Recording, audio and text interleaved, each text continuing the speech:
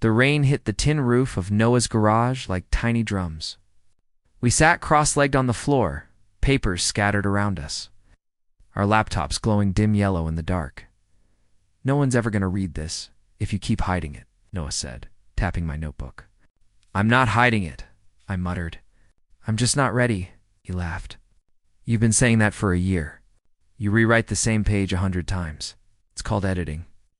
"That's called fear," he shot back, grinning. "Come on, Eli, you're good. Like, really good."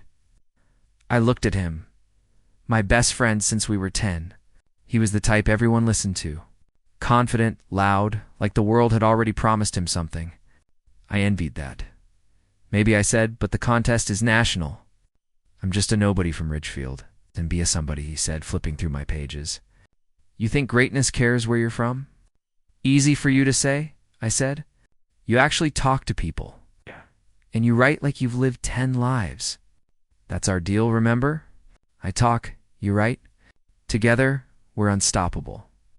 He raised his fist like we were still 16, making another one of our childish pacts. I bumped it with mine, though I didn't feel as sure anymore.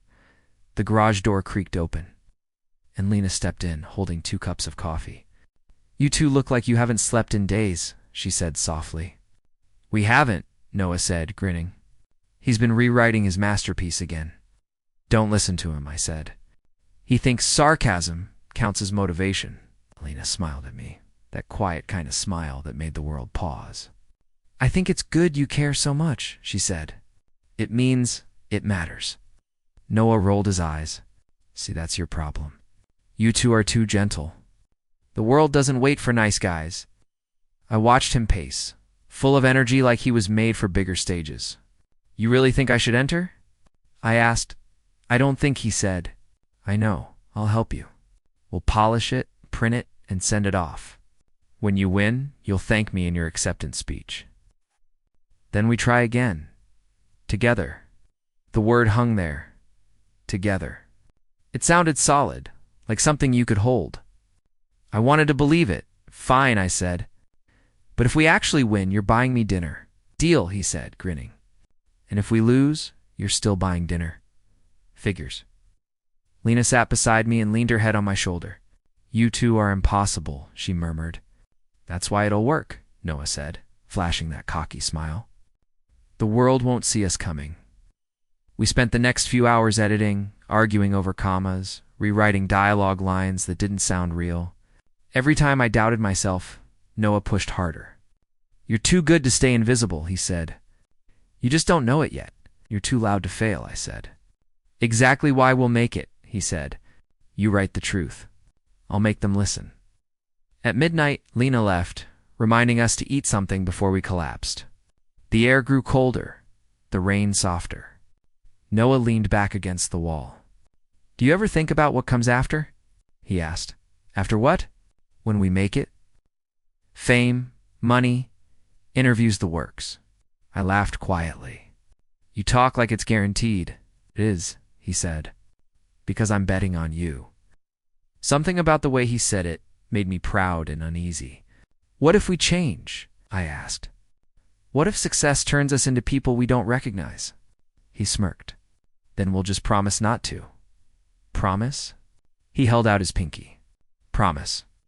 I hooked mine with his. We laughed like kids again. Maybe I should have paid attention to how easily he made promises. Maybe I should have noticed how his eyes gleamed when he said we'll make it together. But that night, under the hum of rain and the faint glow of our screens, I believed him completely. I believed in us. When we sealed the envelope the next morning, my hands were shaking. Noah slapped my back. "Relax, man. This is the start of everything." I smiled nervously. "You're sure you'll drop it off at the post office?" He grinned. "Cross my heart. You write it, I'll send it. That's our system." He waved the envelope in the air like a trophy. "Next time we're in this garage, we'll be winners." "Let's hope so," I said.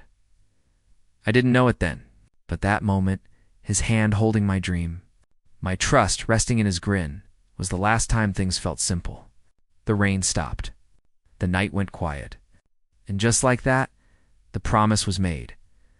Asterisk, the morning Noah called, I was halfway through breakfast. He sounded breathless. They announced the winner. I nearly dropped my spoon. Already.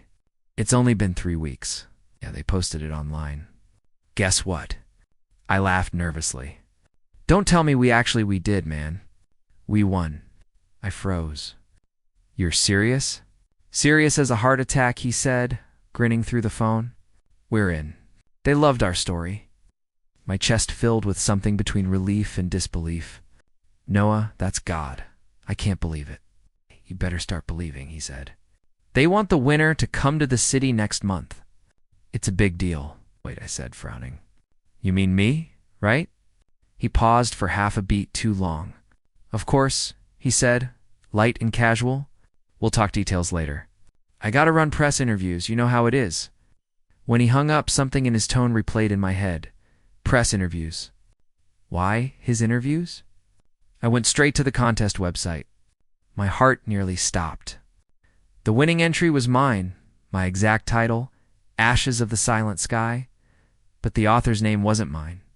It was Noah Hale. I stared at the screen, whispering to no one. No. By afternoon, I was at his house. He opened the door, still smiling like nothing was wrong. Eli, you saw the news. Yeah, I said, my voice shaking. I saw it. He tilted his head. You don't look happy. It's because you won, I said. With my story, he blinked, to calm. What are you talking about? Don T played dumb. You took my manuscript and submitted it under your name. Crossed his arms. You asked me to send it, remember? Maybe you mixed something up. Mixed. Noah, I wrote every line. That story is mine. He sighed dramatically. Look, we both worked on it. I edited it, helped shape it. The judges probably liked my version. Your version? I stepped closer. You didn't change a single word. He smiled faintly. You sure? Memory can be tricky when emotions get involved. The room felt smaller, the air heavy. How could you do this? How could you accuse me of stealing? He snapped. You're like a brother, Eli. A brother wouldn't stab me in the back. He rubbed his temples, pretending to be patient. Listen, man, you've been stressed. You're always doubting yourself. Maybe you think you sent me your draft, but stop twisting it. I yelled. I trusted you. His eyes hardened. Keep your voice down. My mom's upstairs. I don't care, I said. You lied? No, he said coldly. I won. And you should be proud someone from this town actually made it. I took a step back. His words cut deeper than I expected. You're unbelievable. I'm realistic, he said. You'd never have the guts to stand in front of a camera. You hate people. I don't. I'm the face. You're the words. We both win. No, I said quietly. You win. I lose everything. Then learn from it. I left before I could punch him. The walk home felt endless. When I reached my porch, Lena was waiting. She smiled when she saw me. I heard about the contest. Noah said you two won. Did he? I said bitterly. Yeah, she said. He said you helped him brainstorm the idea. That's amazing, Eli. I laughed, sharp, humorless. Helped him. That was my story. Her smile faded. What? He stole it. He put his name on my work. She frowned. Are you sure? Maybe it was some mistake. There's no mistake. I said, too loud. I wrote it. Every word. Okay, she said gently, touching my arm. Let's calm down. Maybe talk to him again? I did. He lied right to my face. Alina looked torn. Noah wouldn't do that. He's your friend. Exactly, I whispered. That's why it hurts. Silence stretched between us. I could see the doubt in her eyes. Not at Noah, but at me. You think I'm making this up? I said. No, I just... She hesitated. I don't know what to think. The night wind picked up. I felt hollow, like something inside me had cracked open. I thought he wanted us to win together, I said quietly. Turns out I was just the ladder he climbed. Lena didn't answer. She just stood there, eyes soft with confusion and pity. I turned away. Forget it. It doesn't matter anymore, Eli. I said, forget it. I walked into the dark, my heart beat loud in my ears. The contest, the dream, the friendship, all of it gone in a single lie. And the worst part wasn't that he stole my story. It was that no one would ever believe it was mine. By the end of the week, everyone in Ridgefield was talking about Noah. He's a genius, someone said at the diner. He's getting interviewed on TV, another whispered. Everywhere I went, I heard his name. Never mine. At school, people I barely knew congratulated him like he'd cured cancer. My phone buzzed nonstop with messages I couldn't bear to read. Lena called one evening. Eli, please don't hang up. I wasn't planning to, I said flatly. You sound angry. I am angry. I don't know what's true anymore. Truth is simple, I said. He stole my story, and everyone's clapping for him. She hesitated. Noah told me you gave him permission. I laughed bitterly. Yeah, right. Did he also tell you I begged him to erase my name? Eli, stop. This isn't helping. No, it's not, I said, my voice cracking. Nothing helps when the liar smiles better than you do. She sighed, tired. He's throwing a celebration tonight. Maybe talk to him there. Clear things up. Talk, I said. Lena, he's already erased me. Then make him admit it. I hung up. Maybe she was right. Maybe if I showed up, people would finally hear my side. By sunset, I was outside Noah's house. Music thumped through the walls. Cars lined the street. Laughter spilled into the night. Inside, lights flashed over faces I used to know.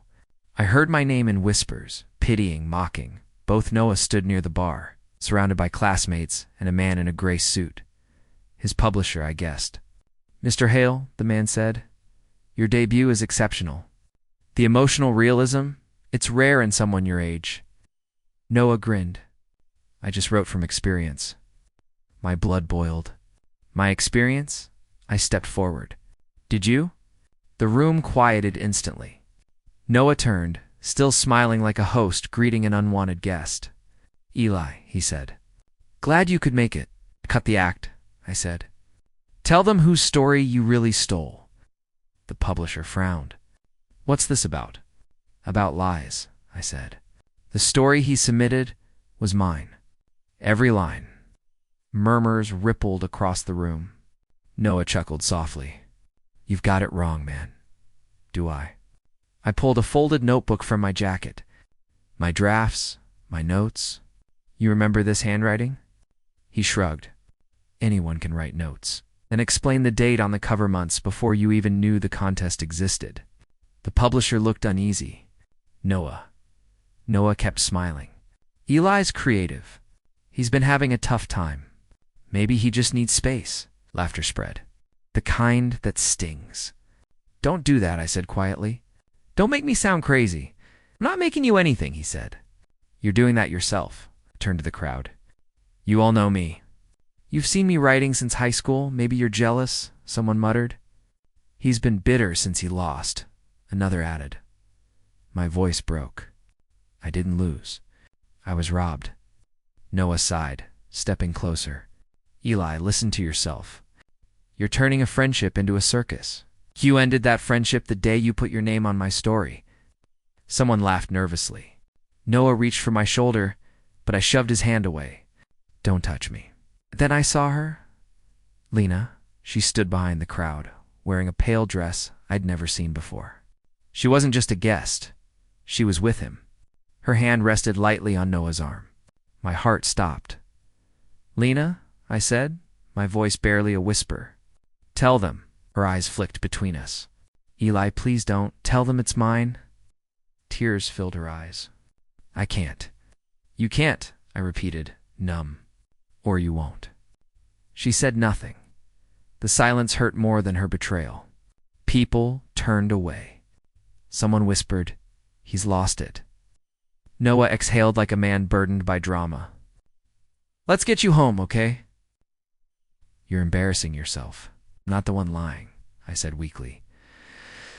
Lena took a small step forward. Eli, please go. My throat tightened. You too, huh? She looked down. I didn't mean for any of this. You meant enough, I said. The publisher cleared his throat. Maybe you should leave, son. Son. That word snapped something inside me. I turned, pushing through the crowd as laughter and whispers followed me out. Outside, the night air burned. I didn't know where to go, so I just walked. Past the gas station, past the quiet houses, past everything that used to matter. When I got home, Mom asked, "Where have you been?" "Nowhere," I said. She touched my arm. "You're shaking." "I'm fine," I lied.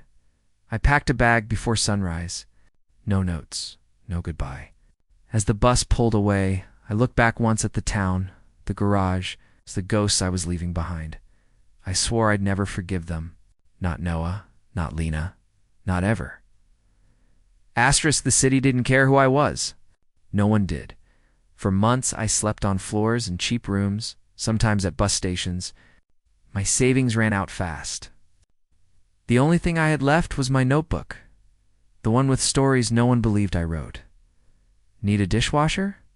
I asked a restaurant manager once. He looked me over. "Experience. I wash dishes every day at home. Not good enough." I kept walking. Rejection became my background noise, like the hum of traffic. Constant and cruel. At night, I rewrote old stories by candlelight, just to feel alive. I told myself if I could still write, then I hadn't completely vanished. One evening, at a small cafe near the university, a gray-haired man sat beside me. He watched me scribble for a while before speaking. "You've been staring at that page for 20 minutes, he said. "I'm editing," I replied. He smiled. "Editing or doubting?" "Both," I admitted. He chuckled softly. "Fair. May I?" He gestured toward my notebook. I hesitated, then nodded. He read a page silently, then looked at me. "You wrote this?" "Yes." "Good. Honest." "Rough, but honest." "What's your name?" "Eli. I'm Kellen," he said, offering his hand. "Professor Kellen. I teach literature at the university." I shook his hand, still unsure if he was real. "You a student?" he asked. "No. I'm just trying to make something of myself." "Well," he said, "you already have the one thing most writers never find." "What's that?" "A voice." I almost laughed. "A voice doesn't pay rent." "No," he said calmly, "but it keeps you from going silent. Don't lose it." He invited me to visit his office the next day. I almost didn't go, but something in his tone stayed with me. His office smelled like old books and coffee. Papers covered every surface. He pointed to a chair. "Sit. Read me something." I read one of my short stories about a man betrayed by his own reflection. My hand shook, but he didn't interrupt. When I finished, he said, "You write pain like someone who's lived it." "I have," I said quietly. "Then use it," he replied. "Turn it into something no one can steal." For months, I worked small jobs, janitor, delivery boy, anything that paid. During nights, I met with him twice a week. He'd read my drafts, circle words, and say things like, "This sentence bleeds too much," or "You're hiding from the truth here." Sometimes I'd argue, "You make it sound easy," I told him. "It isn't," he said. "But you've already survived worse than bad writing." Told him about Ridgefield once, the betrayal, the contest, the lie. He didn't pity me. He just said, "Then write the story they tried to erase." Those words stuck. I started rewriting my pain into fiction. Every rejection letter that followed hurt less. One night, I burst into his office holding a new draft. "Read this one," I said, breathless. He scanned a few lines, then smiled faintly. "You finally stopped writing like you want approval." "What does that mean?" "It means you're writing to heal, not to prove." That night, walking back to my apartment, I realized he was right. I no longer wanted Noah's apology or Lena's belief. I wanted myself back. Money was still tight. I still skipped meals. But when I wrote, I felt rich.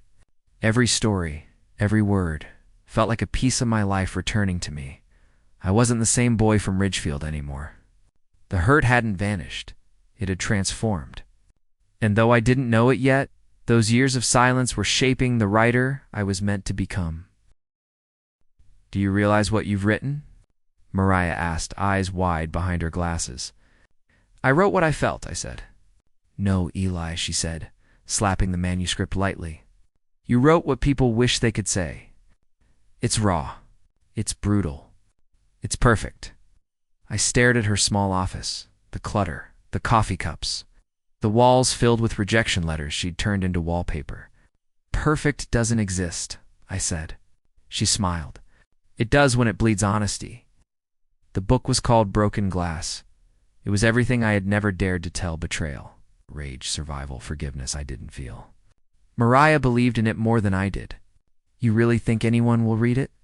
I asked. Read it. She said they'll devour it. When it launched, I expected silence. Instead, the world roared. Emails poured in. Your book saved me. I've been betrayed too. I thought I was alone. How did you survive something like that? I didn't reply to most. I didn't know what to say. At signings, I wore a hoodie and used my pen name E.M. Cross. Mariah insisted it was smart marketing. Mysterious sells, she said. But the truth was simpler. I couldn't bear the thought of Noah or Lena seeing my name again. One afternoon, Mariah burst into my apartment holding her phone. You're trending. For what? For being you. I'm not even me, I said. She laughed. The world thinks you're some poetic recluse. Congratulations, you're a myth. I still ate instant noodles and stared at the same cracked ceiling. Fame doesn't erase scars, it just hides them better. Messages kept coming. Who hurt you? Did she ever apologize? Are you still broken? I'd stare at the screen and whisper, yes, though I never typed it. Mariah called daily. Hollywood's interested, she said once. In what? Your pain, obviously. Then they'll love the sequel, I said dryly. She laughed. There's my bitter genius. We started interviews. I hated them. Every reporter asked the same thing. Was the story based on your life? I always said it's fiction. Every word was true. After one live interview, Mariah pulled me aside. You okay? Fine, you looked pale. I stopped. Someone in the audience looked like her. Her. Lena. Mariah's smile faded. You sure? No, I said. And I don't want to be. That night, I reread the ending of Broken Glass. The character forgives his betrayer. I didn't. I thought about rewriting it, but I couldn't. People needed hope, even if I didn't have it. Weeks later, Mariah called again. Check your email, she said. I opened it. A photo filled the screen, shelves of bookstores, my novel, everywhere. You're #1, she whispered. You did it. I didn't know what to feel. Pride, maybe, or relief, but mostly emptiness. I whispered, I wish someone could see this. Someone. No one important, I said, lying. Mariah studied me. You ever gonna tell me who hurt you? Does it matter? It might to you. I looked out the window. He doesn't deserve a page in my book. She smiled sadly. Then let your success be his punishment. I wanted to believe that a month later at a signing in Chicago, a fan leaned over the table. You write pain like it's personal, she said. It is, I answered before I could stop myself. She smiled. Then thank whoever broke you. They made you great. Her words echoed long after she left. Thank whoever broke you, could I? When the tour ended, I returned home to my tiny apartment. A mountain of letters waited. I opened one. The handwriting was messy but familiar. It said, I read your book. You've really made it. Proud of you, man. No signature. But I didn't need one, Noah. I crumpled the page, heart pounding. Proud of me? I whispered. You made me this way. I almost threw it out, but something stopped me. Instead, I slid it into my drawer, beside the first rejection letter I ever got. Maybe that was my way of remembering where I came from. Mariah called again the next day. They're calling you a literary phenomenon, she said. Funny, I said. I just feel tired. Tired of winning. Tired of remembering. She was quiet for a while. Then, softly, Eli, Sometimes revenge isn't loud. Sometimes it's just being the last one standing. Then, I guess I finally won. Still, that night, when I closed my eyes, I didn't see trophies or charts. I saw Noah's grin. In Lena's silence, success felt a lot like revenge, only lonelier. Asterisk. Mariah barged into my office, waving an envelope like it was a winning lottery ticket. "Guess who got invited home?" she said. I looked up from my laptop. "Home Ridgefield," she said.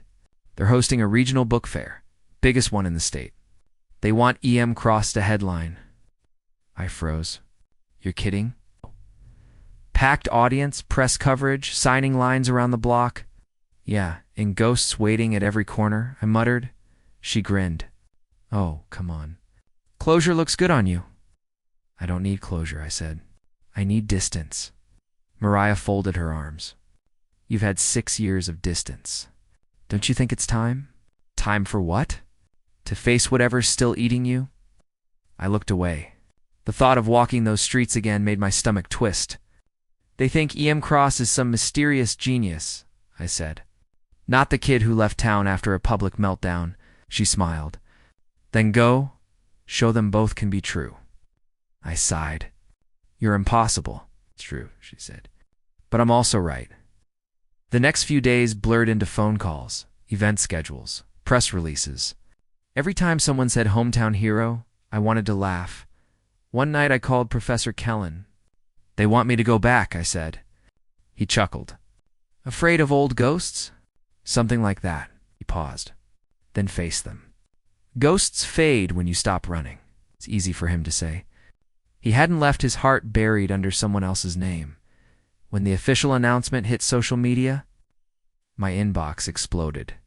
E.M. Cross returns to Ridgefield. Fans were thrilled. Reporters wanted interviews. Strangers sent congratulations. But among the excitement, a smaller message appeared from an unknown address. He still lives there. No name. No context. But I knew who he was. I stared at the screen for a long time before calling Mariah. "Did you get weird fan mail again?" she asked. "Not exactly," I said. "Someone says Noah's still in Ridgefield." She was silent for a moment. "And that bothers you?" "It shouldn't," I said. "But it does." She sighed. "Look, you're famous now. He's just a footnote. Don't give him power." "I'm not," I said. "I just want to know what I'll do if I see him." "Smile," she said. Smile like success never needed his permission. I wanted to believe I could.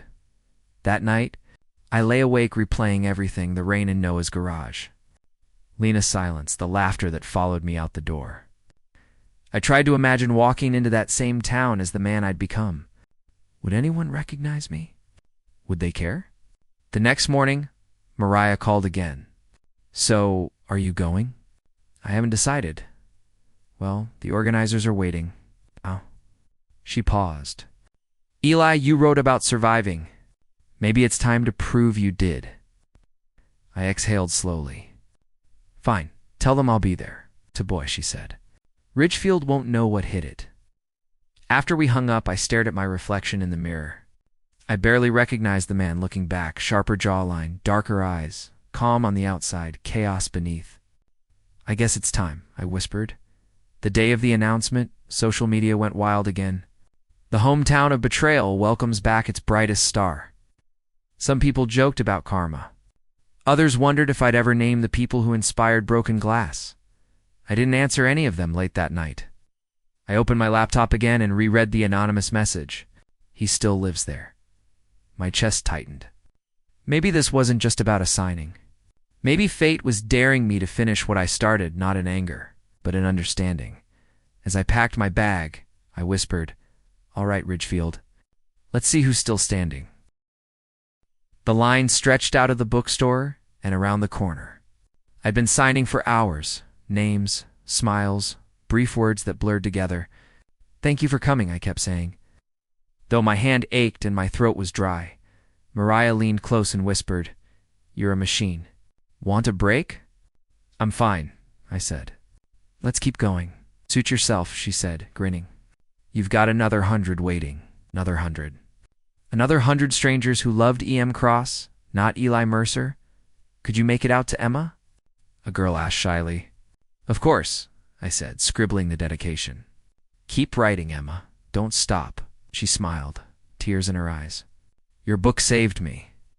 I smiled back, though part of me wanted to say, it saved me too. Then I heard it. A voice, quiet, trembling, older. Eli, my pen froze. For a moment I thought I'd imagined it.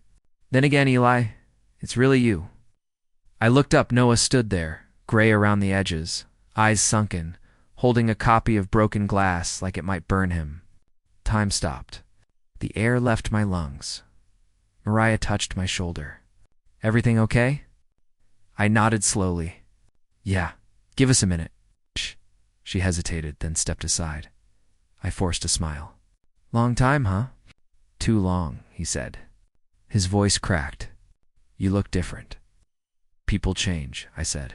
Sometimes on purpose. They laughed softly, nervous. I almost didn't come. I thought you'd tell security to throw me out. Maybe I should have, I said. But I'm curious what you want. I wanted to see you. I heard you were back. I wasn't sure you'd remember me. I stared at him. I remember everything. For a second, neither of us spoke. The crowd noise faded, replaced by the pounding of my heart. He looked down at the book in his hands. You made it. I always knew you would. Did you? Yeah, he said quietly. Even back then. I leaned back in my chair. Funny, I don't remember your support. I remember you stealing. He winced. Eli, I don't, I said. Don't start with excuses. He rubbed his face. I'm not here to defend myself. I wanted to tell you I'm sorry now, I said, laughing bitterly. You wait years after the fame, after the tours, to say sorry. I didn't know how, he said. I thought time would make it easier. It didn't. I deserve that. He looked different now, smaller somehow. His clothes hung loose, his hair thinning. The confidence that once filled every room was gone. What happened to you? I asked quietly. He sighed. Everything. The publishers dropped me. I tried writing again, but nothing worked. Lena left last year. Said I wasn't the man she thought I was. I said nothing. He kept going. I see you everywhere now. Interviews, awards. You became everything we dreamed of. I said. He nodded. Yeah, you and me. The promise we made. I almost laughed. You mean the promise you broke? He met my eyes. I broke it, and it broke me. The words hit harder than I expected. For a moment, I saw him as he used to be. My best friend, the kid who made me believe I could be more. Then I remembered the night of the party, the laughter, the betrayal. I don't know what you want, Noah. He hesitated. A chance. Maybe forgiveness. Forgiveness? I repeated. You think one apology fixes everything? No, he said softly. But it's all I have. He looked down again, voice trembling. I'm working at a community center now. Writing workshops for kids. It's not much, but it's something. I was hoping he trailed off. Hoping what? I asked. That maybe you'd read some of my drafts. Maybe give me advice. Or maybe a job. I stared at him, stunned. You're asking me for help? He nodded. Yeah. I don't expect it, but I had to ask. For a long time, I said nothing. The irony was almost poetic, the thief begging the victim for work. Noah, I said finally, you don't need me. You need to learn to start over without stealing someone else's voice. I know, he whispered. And for what it's worth, I said, you were right about one thing. What's that? We did make it. Just not together. He looked up, eyes wet. So that's it? That's it. He nodded slowly, backing away. Then congratulations, Eli. You won. I met his gaze. No, Noah. I just survived. He left without another word. Mariah returned. Everything okay? Yeah, I said, closing my pen. Just another fan. But as I signed the next book, my hand trembled. I'd waited years for this moment, and somehow it didn't feel like victory. Asterisk the next morning, the signing continued in a grand hall packed with people. Cameras flashed. The line moved endlessly. Mariah leaned over the table and whispered, "You look calmer today." "I am," I said. "Just tired." "From what?" "From remembering." I kept my head down, signing one book after another, letting the rhythm numb me. Then a familiar cough cut through the noise. "Eli," a voice said quietly. I didn't have to look up to know. Noah stood there again, same book clutched to his chest. His expression was different this time, less desperate, more hollow. "Back for another signature?" I asked. He hesitated. "You didn't sign it yesterday? Didn't feel right? Maybe today it does?" I studied him for a moment. His shirt was wrinkled, his eyes red. He looked like someone who hadn't slept in days. Around us, fans whispered, wondering who he was. "Fine," I said, gesturing for the book. "Let's finish this." He handed it over slowly, fingers shaking. "I read your latest interview," he said. "Oh. You said success never erased the pain. That true?" "Every word." He nodded. I figured. "You always wrote truth better than anyone." I opened the book to the title page. The black ink bled slightly as I began to write. "What are you putting?" he asked. "Something honest," I said. He waited while I wrote. Some debts don't need to be repaid. They just need to be remembered. I closed the cap on the pen and slid the book back to him. "There," I said. He stared at the words, reading them twice. "That's it?" "That's everything," he swallowed. "You still hate me, don't you?" I met his eyes. "No. Hate takes energy. You're just part of the story now. I never meant for it to end like this," he whispered. "It didn't end," I said. "It just stopped needing your name," he flinched. "You really think I'm nothing now?" I looked past him at the crowd, hundreds waiting, faces full of hope and admiration. "You're not nothing," I said. "You're just someone I used to trust." He stood there, silent. The line behind him shuffled impatiently. Mariah tapped my shoulder. "We need to keep going," she said softly. I nodded. "Yeah, we do." Noah stepped back, still clutching the book. "For what it's worth," he said, "you were always the better writer." "For what it's worth," I replied. "You finally said something true." A few people near the front chuckled, not knowing what the joke was. Noah looked down, then turned away, disappearing into the sea of bodies as he moved. The crowd closed behind him, swallowing him whole. Just another face. Just another reader. Mariah leaned closer. "A friend of yours?" "Used to be. You okay?"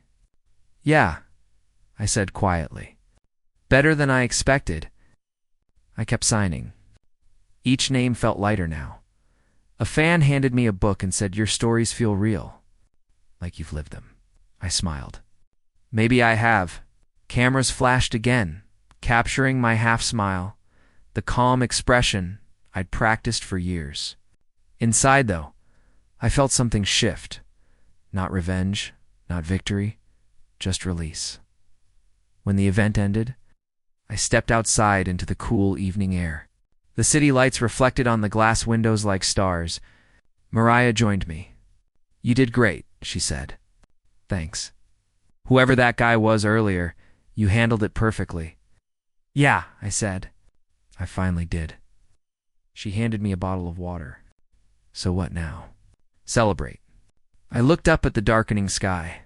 "No, I think I'll just breathe for a while." She laughed softly. "You're impossible to please." "It's not impossible," I said.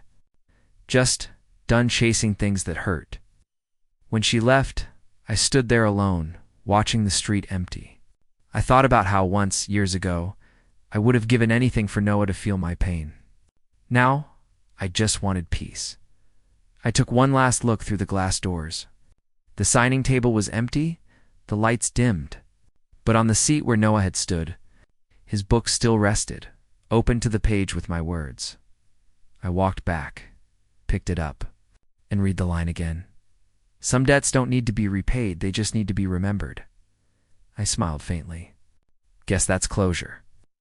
Then I placed the book back on the table, turned off the light, and walked out into the night, free. Last, from everything that used to define me. The apartment was silent when I got home. Just the hum of the city outside and the faint ticking of the clock on the wall. I dropped my bag, poured a glass of water, and sat by the desk where I used to write in the dark, in the bottom drawer. Under piles of old notes and drafts, I found it, the envelope I'd sealed years ago but never mailed. The paper was yellowed, the ink faint, but the handwriting was mine. I whispered, "I can't believe I kept this." Mariah had told me once, writers never throw away pain. They recycle it. Maybe she was right. I opened the letter carefully. My voice trembled as I read it aloud to the empty room. "Noah, I don't know if I hate you or miss you. Maybe both. Every night I wonder how you sleep, knowing what you did. I keep writing stories about betrayal, thinking it'll heal me. But it doesn't. I still remember the garage, the rain, the promises.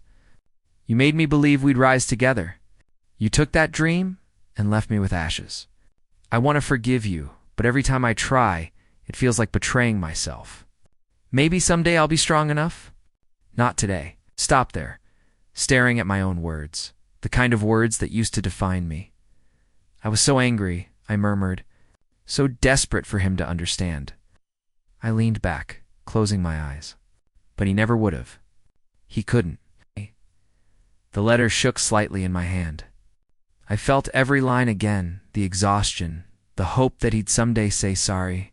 He finally did, and it didn't change a thing. I laughed softly. Guess that's the funny part, huh? You wait years for something, then realize you don't need it anymore. I got up and went to the kitchen. The stove clicked as I turned it on. The flame danced quietly. I held the letter over it. The edges curled first, turning black. The paper bending inward like it was sighing. "Goodbye," I whispered. The fire ate the rest slowly. When it was gone, I turned off the flame and watched the smoke twist up like memory, leaving the room. For a long time, I stood there, hands warm from the heat, chest strangely light. I said softly, "You don't owe me anything anymore, Noah, and I don't owe you forgiveness." The city lights flickered outside. Somewhere, people laughed, cars honked, life kept moving, and for the first time in years, I didn't feel behind it. I sat back at my desk, opened a new notebook, and wrote a single sentence. Some endings don't need revenge. They just need peace. I smiled. That's enough. The letter was gone. The anger was gone. And finally, so was the weight. The sky was still dark when I stepped onto the balcony. The air was cold, sharp, and honest, the kind of air that wakes you up without asking. Below me, the city hummed quietly, half asleep, half alive. I leaned on the railing and whispered, "So this is it, huh?" The words disappeared into the wind. For a moment, I thought I heard an answer. Maybe just my own voice echoing back, softer. "Yeah, this is it." My phone buzzed beside me. Another interview request, another invitation, another praise-filled email. I didn't open it. I just stared at the sunrise forming at the edge of the skyline. Mariah's voice from yesterday played in my head. "You finally got everything you wanted, Eli. How does it feel?" I hadn't known what to say then. I wasn't sure now. I never wanted to destroy him, I said quietly. I just wanted to matter. The orange light crept higher, painting the buildings gold. I remembered the garage, the rain, Noah's grin, the night I left Ridgefield. Every scene felt distant, like a story I'd once read but couldn't quite remember the ending to. I said softly, "You won't haunt me anymore, Noah. Not because I forgive you, but because I forgive me." The words felt strange, almost fragile, but they were true. I poured myself some coffee and sat down. The steam fogged my glasses, blurring the skyline until it looked like watercolor. I laughed quietly. Typical. Even peace looks messy. My phone buzzed again. This time I answered. "Eli," it was Mariah. "Morning," I said. "You sound calm." "That's new. Guess I ran out of reasons not to be." "Good," she said. "You earned it." "I didn't earn peace," I said. "I just stopped fighting it." She laughed softly. "That's poetic." I'm a writer, I said. Occupational hazard. We talked for a bit about upcoming projects, signings, the usual noise of life. Then she said, "You sound lighter. What happened?" "I let go," I said simply. "Of him. Of who I was when he broke me." She was quiet for a moment. "That's the real ending, isn't it?" "Yeah," I said. "The one that never makes the news." After we hung up, I stayed there listening to the wind and the city waking below. A part of me wondered where Noah was now. Maybe still writing. Maybe still chasing something already gone. But it didn't matter anymore. The sun broke fully through the clouds. Warm light spread across my face, and I smiled. "I forgive you, Eli," I whispered, "for hating too long, for hurting too much, for surviving the only way you knew how." A small laugh escaped me, not bitter, just real. For the first time in years, I didn't feel like a story someone stole. I felt like one I'd finally written for myself. The city was awake now. So was I. And as the sun climbed higher, I realized something simple. Forgiveness had never been about him. It had always been the key to freeing me.